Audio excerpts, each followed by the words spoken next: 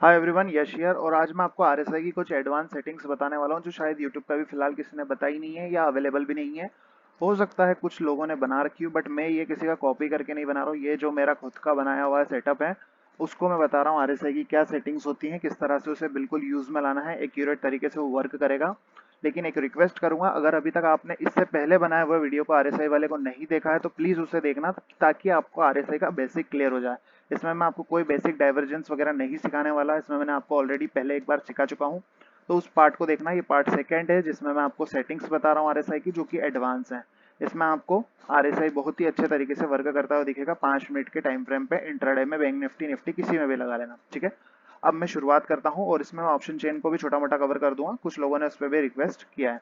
सबसे पहले मैं जाऊंगा इंडिकेटर्स में। ध्यान से वीडियो देखना, नहीं समझ आए 4 बार नहीं 40 बार देखना। कुछ और नहीं समझ आए कमेंट करना। यहाँ पे जाना है इंडिकेटर्स में, RSI टाइप कर दिया, क्लिक कर दिया, ठीक है। जैसे हमने यहाँ पे RSI को टाइप किया, ये हमारे सामने RSI नॉर्मली तरीके से प्लॉट जैसी होती है वो हो गई है, ठीक है। अब इस RSI में क्या सेटिंग्स करना है वो मैं आपको समझा देता हूँ। सबसे पहले मुझे यहाँ जाना है RSI का, जहाँ सेटिंग वाला आइकॉन है इस तरफ, इस पे मैंने क्लिक किया, ठीक है। इस पे जहाँ पे 14 लिखा है इसको मुझे 7 करना है, ठीक है। इसको मैंने 7 कर दिया। अब मुझे यहाँ से स्टाइल वाले सेक्शन में जाना है और यहाँ पे मैं 70 को जाके 60 कर दूंगा, 30 को जाके 40 कर दूंगा, ठीक है।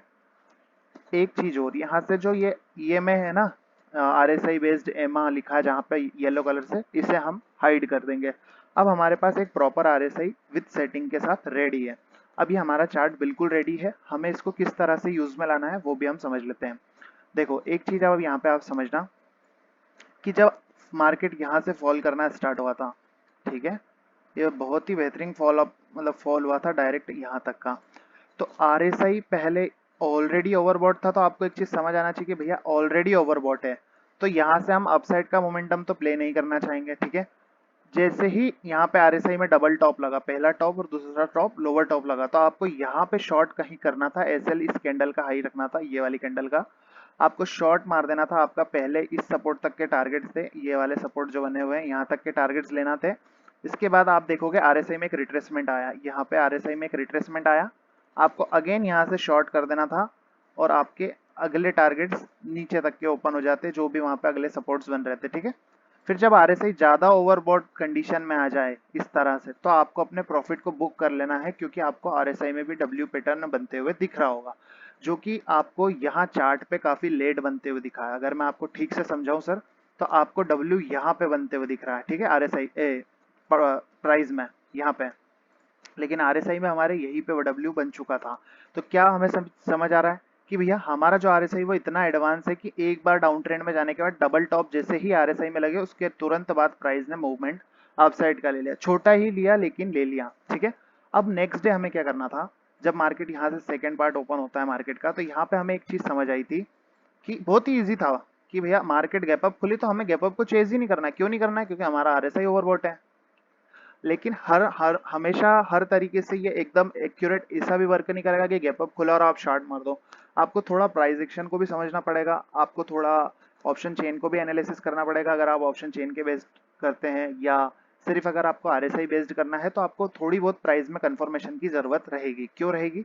जैसे कल ही का एग्जांपल ले लो, जैसे गैप अप ओपन हुआ सब कॉल में घुस गया और मैं पुट में घुस गया, मेरा RSI ओवरबॉट था। यहाँ पे देखो RSI में मेरे डबल टॉप लगा था, है ना, यहाँ पे पहला टॉप, यहाँ पे दूसरा टॉप, तो मेरे RSI में तो डबल टॉप लग गया था, तो मैंने मार दिया शॉर्ट। फिर मैंने कहाँ पे इसको देख के कॉल बाय करा भाई, मेरे को समझ आया कि मेरे RSI में 50 के आसपास कहीं पे सपोर्ट 60-50 के आसपास W बन रहा है, मैंने यहाँ पे कॉल बाय करा दिया। मार्केट उसके बाद थोड़ा रिट्रेसमेंट लिया, देन बूम ऊपर के लिए। फिर यहाँ पे देखो आप अगेन मिडिल लाइन पे W पैटर्न बना और बूम यहाँ से। तो यही सब RSI जो कि मेरा एडवांस तरीके से बनाया गया है इसकी सेटिंग्स को करके, वो काफी अच्छे से वर्क किया। और निफ्टी से भी ज्यादा अगर आपको एक्यूरेट डायरेक्शन इसमें मतलब आपको प्ले करनी है, तो वो बैंक निफ्टी में मिलेगी सर। देखो बैंक निफ्टी में आपको ओपनिंग होते ही एक रेड कैंडल प्रेजेंट हुआ गैप अप के साथ, हमारा RSI ने डबल टॉप पिछले दिन ही लगा दिया था, जिसका फॉर्मेशन नेक्स्ट डे कंप्लीट हुआ, ठीक है। तो हमें क्या समझ आया कि पहला टॉप दूसरा टॉप, तो ये कौन सा दूसरा टॉप हुआ, तो हमें कहाँ तक शॉर्ट मारना था, अगले सपोर्ट्स तक, यहाँ तक, ठीक है। हमने बराबर इसको कैप्चर किया, हमारे RSI ने क्या करा, पहले ही W बना दिया, ठीक है, एक बात समझना, मैं क्यों कह रहा हूँ पहले ही बना दिया, क्योंकि प्राइस आपको लेट बता रहा है, प्राइस यहाँ पे ऐसे बता रहा है, यहाँ पे जबकि आरएसआई पहले ही बना चुका है डब्ल्यू हायर आई का पैटर्न। ठीक है, ये सिर्फ इस बेसिक आरएसआई से आपको नहीं मिल सकता, ये जो मैंने एडवांस सेटिंग इसमें बताई है आपको, उसको भी थोड़ा फॉलो करना पड़ेगा, देन आप कुछ इसमें अच्छा अर्निंग्स कर पाओगे। मतलब इसमें प्रैक्टिस करना पड़ेगी, ऐसा नहीं होगा कि आपको इंडिकेटर्स लगाएं और डायरेक्ट जाते से प्रॉफिट बढ़ावड़ आ जाए, ऐसा होता तो मैं अभी करोड़पति होता। लेकिन ऐसा नहीं है, थोड़ा सा आपको प्राइस में भी समझना पड़ेगा, हर एक चीज को बेसिक फंडामेंटल के हिसाब से देखना पड़ेगा, डाइवर्जेंस पे प्रैक्टिस करना पड़ेगी, आज सीखा कल आ गया ऐसा होने नहीं वाला। ठीक है, मेरे आरएसआई में यहाँ पे पहले ही डब्ल्यू पैटर्न बन गया था। ठीक है, ये यहाँ से फिर यहीं पे सपोर्ट लिया एंड अगेन बाउंस, फिर यहीं पे सपोर्ट लिया एंड अगेन बाउंस, फिर जब फाइनली यहाँ पे head and shoulder kind of pattern बना। ठीक है, जैसे ही यहाँ पे पैटर्न बना, आरएसआई में डाइवर्जेंस नेगेटिव हुआ, पहला शोल्डर, दूसरा हेड, तीसरा शोल्डर एंड बूम, तो यहीं पे हमने शॉर्ट मार दिया। ठीक है, इन एरियाज पे आके हमने शॉर्ट कर दिया, हमें क्या हो गया, फिर प्रॉफिट हो गया। ठीक है, इतना इजी जितना मैं बोल रहा हूँ, ये प्ले करने में तब आपको उतना इजी लगेगा जब आप इस पे प्रैक्टिस कर लेंगे। जैसे ही यहाँ पे फॉल आया, देखो हमने यहाँ पे शॉर्ट कर दिया था, ये इसका रिट्रेसमेंट हुआ, हमने अगेन शॉर्ट किया, यहाँ तक का प्रॉफिट ले लिया, हमारा आरएसआई ओवर सोल्ड हो गया था इसी समय। ठीक है, तो हमने वो प्रॉफिट बुक कर लिया, हमें समझ आ गया कि हमारे आरएसआई में हायर हाई का पैटर्न चालू हो गया है, तो हमको दिख गया कि अब ये ऊपर निकल रहा है, तो बस वैसा ही हो रहा है, मतलब जैसा आपको आरएसआई बता रहा है वैसा का वैसा प्राइस कर भी रहा है। थोड़ा सा पेशेंस और थोड़ी सी समझदारी, थोड़े से गट्स, थोड़ा सा मार्केट को लेके आपको समय देना पड़ेगा। आप ऐसा नहीं हो सकता कि आपने सीखा और क्विकली आ गया। ठीक है, इस पर थोड़ी सी आपको प्रैक्टिस करना पड़ेगी। मैं आपको थोड़ा बैक टेस्ट और करा देता हूँ कि जिससे आपको अच्छे से मार्केट में स्ट्रक्चर्स क्लियर हो जाएं।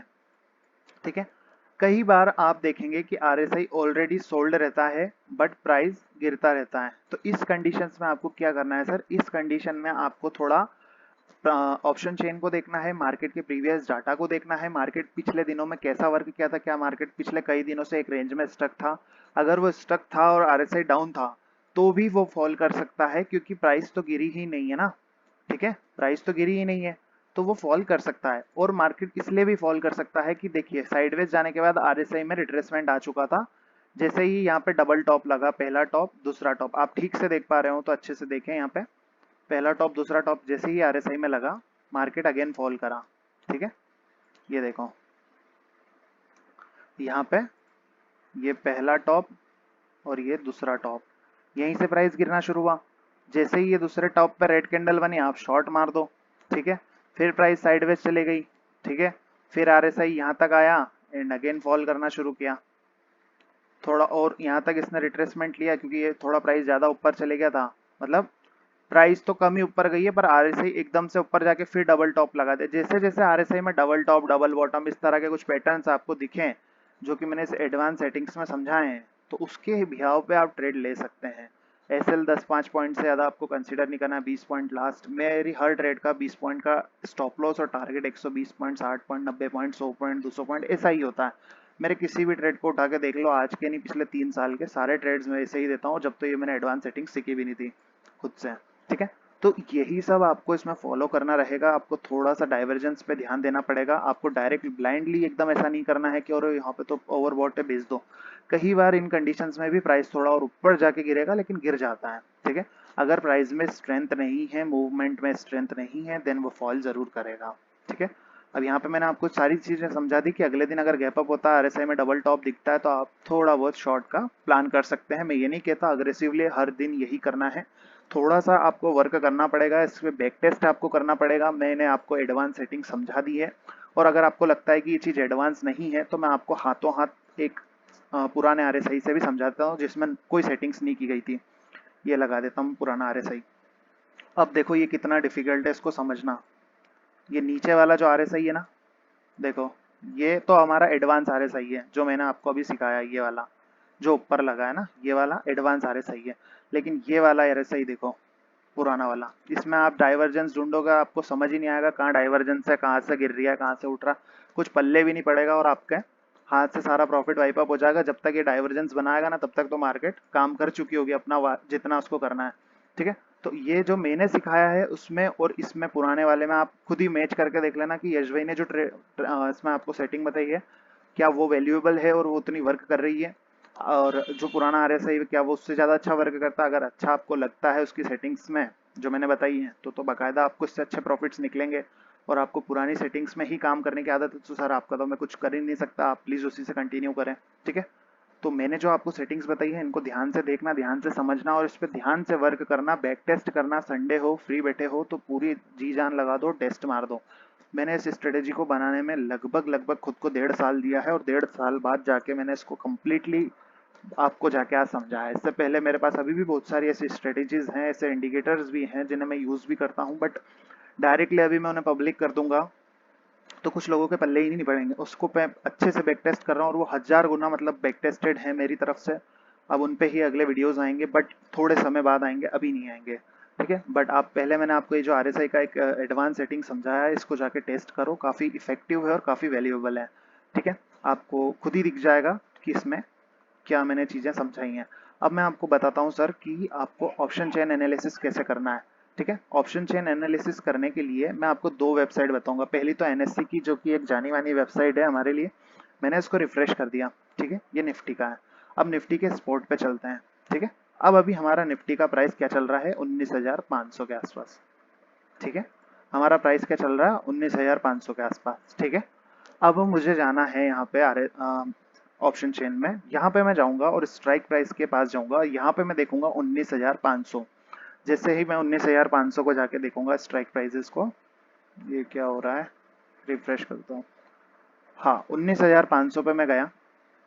अब मुझे यहाँ पे ये देखना है 19,500 पे, यहाँ पे जहाँ चेंज इन OI लिखा है, चेंज इन OI, यहाँ पे देखना है कितने लोग पुट राइटिंग करके बैठे हैं। यहाँ पे मुझे दिख रहा है कि यार ये सबसे बड़ा नंबर 71,169 है, ठीक है। और इसके बाद अगर मैं देखूं कि सबसे बड़ा नंबर कहाँ पे आता है, कहाँ पे आता है, तो वो नंबर इसके जस्ट नीचे आता है जो कि 44,000 है और 42,000 है। तो इसमें हमें एक चीज क्लियर होती है कि डाउन साइड में जो पुट राइटर बैठा है वो 19,400 के आसपास तक मार्केट को अच्छा सपोर्ट देके बैठा है, और जिसमें कि सबसे बड़े सपोर्ट का काम जो इस समय लेवल करेगा वो करेगा 19,500।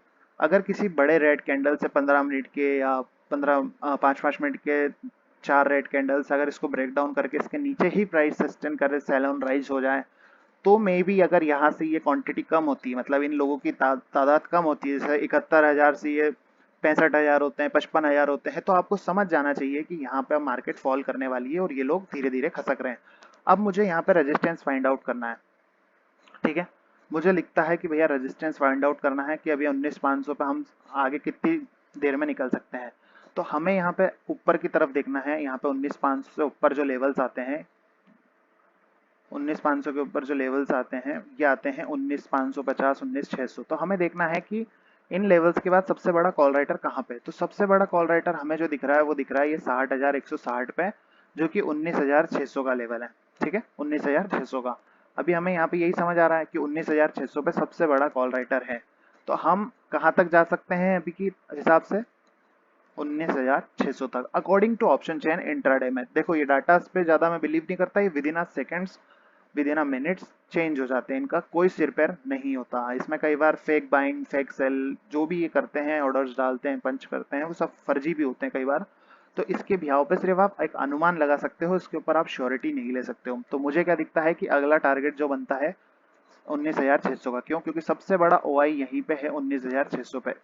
इसके बाद कोई OI है तो वो जो खड़ा है वो लगभग 19,900 पे खड़ा है, ठीक है, सबसे बड़ा OI। अगर हम मान लीजिए कि 19,600 के ऊपर 1-2 दिन क्लोजिंग करना शुरू कर देते हैं इस वीक, तो हमें दिखता है कि सबसे बड़ा जो कॉल राइटर फिर रहेगा वो रहेगा ऊपर की तरफ, ठीक है। अब यहाँ पे मार्केट ऊपर जाने वाली कई बार रहती है, तो पहले से यहाँ पे जो शॉर्ट करके बैठे रहते हैं कॉल्स को, वो एग्जिट करना शुरू कर देते हैं, ठीक है। यहाँ से वो एग्जिट पोजीशंस करना शुरू कर देते हैं।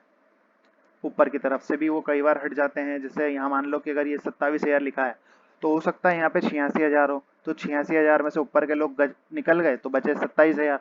अब उसको उन जिन लोगों ने यहाँ पे 60,000 ऑप्शन बनाए हैं, मतलब यहाँ पे ऑप्शन राइटिंग की है 60,000 लोगों ने, उनको ये लगता है कि नहीं यार भैया कुछ भी हो जाए 19,600 तक तो नहीं आ पाएगा, इसके नीचे नीचे ही रहेगा, तो हम लोग सेफ हैं। लेकिन अगर किसी कारण से 19,600 के ऊपर मार्केट जाके क्लोजिंग दे देता है और उसके ऊपर सस्टेन कर जाता है, तो अनफॉर्चुनेटली इन लोगों को भी यहाँ से हटना पड़ेगा, और ये नंबर्स 60,000 से 40,000, 40,000 से 30, 30 से 20, 30 ऐसे हट के कम होते जाएंगे। तो जैसे जैसे ये लोग हटेंगे मार्केट का ऊपर जाने का वो जो है प्राइस एक्शन कंफर्म होता रहेगा और ज़्यादा चांसेस रहेंगे कि मार्केट ऊपर निकल जाए। अब अगर आपको ये नंबर्स में समझ नहीं आता है कि यार ये हमारे तो पल्ले नहीं पड़ता, ये नंबर्स नंबर्स इसमें घुस के कंफ्यूज हो जाते हैं, तो उसके लिए दूसरी वेबसाइट है जो कि ऑप्स्ट्रा है, जो कि मेरी सबसे one of the best favourite website में से एक है। अभी मैंने आपको कहा कि सबसे बड़ा कॉल राइटर जो है 19,000 पे है, तो देख लो यहाँ पे 19,600, मैंने 19,600 कहा और 19,600 पे ही सबसे बड़ा कॉल राइटर है। तो जो ग्रीन कलर में है ये कॉल राइटर्स होते हैं और जो रेड कलर्स की ये आपको बार्स दिख रहे हैं ये पुट राइटर्स होते हैं। बेसिकली इनका यही काम होता है कि अगर या तो कॉल राइटर बड़ा है तो वो लेवल सबसे स्ट्रॉन्ग रेजिस्टेंस का काम करेगा। अभी जहाँ पे आपको दिख रहा है कि सबसे बड़ा कॉल राइटर 19,600 पे, क्योंकि यहाँ पे सबसे बड़ा ग्रीन कलर का बार बना हुआ है, तो 19,600 पे सबसे बड़ा कॉल राइटर इसके ऊपर जब तक मार्केट जाएगा नहीं, सस्टेन नहीं करेगा, तब तक मार्केट इसके और ऊपर नहीं निकल सकता है किसी भी कंडीशन में।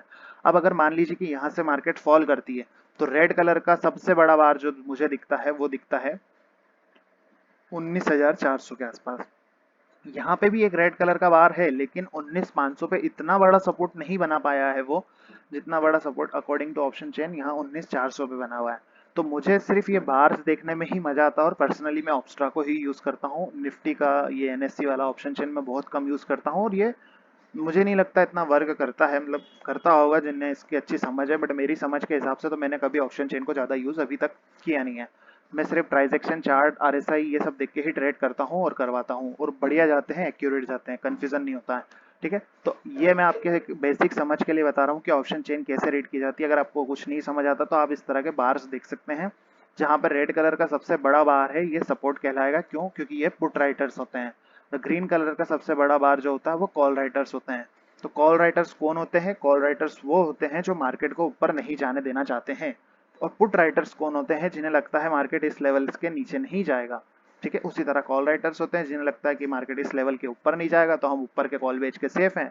और पुट राइटर्स वो होते हैं जो उनको लगता है कि भैया इस समय, इस हफ्ते तक इस लेवल के नीचे मार्केट नहीं जाएगा। हालांकि उनके ऐसे लगने से कुछ नहीं होता है, वो अगर स्मार्ट मनी होती तो वो भले ही मार्केट को रेंज में रख सकती है, बट अगर कोई बड़ा प्लेयर आ जाए मार्केट में, कोई बड़ी न्यूज आ जाए, पॉजिटिव आ जाए चाहे नेगेटिव आ जाए, तो किसी एक को हटने से मार्केट उस डायरेक्शन में काफी तेजी से भगता है। मान लीजिए अगर सपोर्ट टूट जाए किसी कारण से, तो 19,400 का ये जो खिलाड़ी है, यहाँ पे जितने लोगों ने पुट राइटर्स हटा रखे हैं, मतलब पुट राइटिंग की है, ये सब हट जाएंगे तो सबसे बड़ा सपोर्ट 19,000 पे ही मार्केट का बनेगा। मान लो किसी कारण से बड़े गैप अप से अगर 19,600 के ऊपर मार्केट क्लोज हो जाती खुल के, अगला टारगेट 20,000 का निफ्टी लगा जाएगा according to this option chain.